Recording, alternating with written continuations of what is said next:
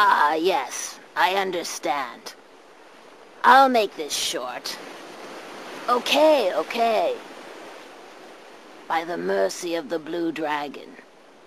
No, it may have been a curse. Lily's pretty voice was switched with her father's gruff voice. And the only way to get her own beautiful voice back was for her to kill her father. Having fallen in love with an actor in a traveling troupe, Lily took my ceremonial dagger to kill her father. That's where we left off, correct? That's right. Give me the sharpest knife so that my father won't suffer for too long. Horrible, isn't it? Just thinking about it gives me the shivers. I still remember the horror. Lily's pretty lips spoke those horrible words in the gruff voice of an old fisherman. She didn't kill her father right away, though. She couldn't. Every night, she would go to her father's bedroom and stand beside his bed. She would lay the dagger on her father's bearded throat. But still, she couldn't commit the final act. She would just stand there in silence for a while. Then she would leave the room with tears in her eyes. Every night, the same routine. But actually, her father was not asleep. He was ready to die if it meant that his daughter would have her beautiful voice back. The daughter, standing at her father's bedside. The father, pretending to be asleep while his daughter places a dagger to his throat. My heart aches every time I picture the scene. And finally, the troupe was ready to move out of the fishing village the next day.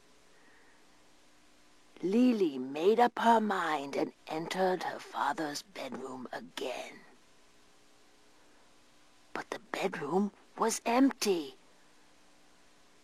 Her father knew she'd leave the village with the theater troupe, so he thought, I'll send her off with a little something.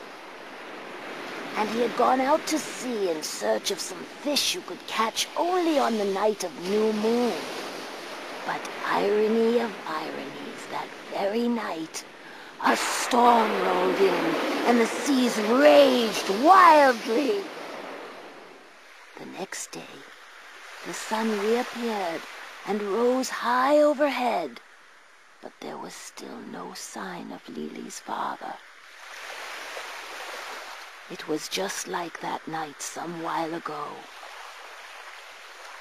Then, as the sun was going down again, the debris of a fishing boat washed ashore from the crimson-red ocean. Everyone knew her father was dead. Lily cried and cried in despair. Now neither her voice nor her father would ever return. Her cries echoed all over the village, cries like a wounded beast. Oh! Oh! Oh! Oh! Oh! The young man from the theater troupe went to Lily's house to console her, but she would not let him in. Of course, he never knew that the hideous cries coming from the other side of the wall were Lily's own.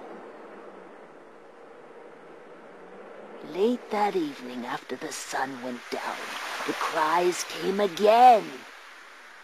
Oh! Oh! Oh! Lily's voice had grown hoarse from her endless wailing, making it sound even more fearsome. Another very strange sound joined in. Slurp, slurp, splat, slurp, slurp, splat. It was like a wet, sloppy piece of meat slithering across the ground. The sound was coming from the harbor, and it was getting closer and closer. Slurp, slurp, slurp, splat, slurp.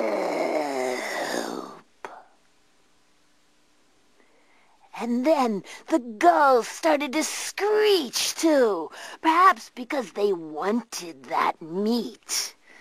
Sloop, shwee, shwee, sloop, sloop, splat, sloop, splat, sloop.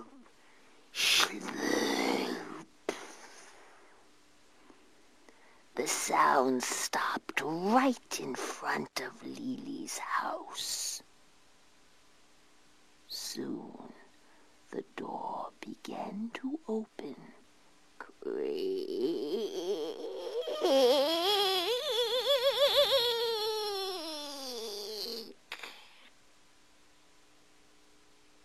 See, Mother! See, Mother!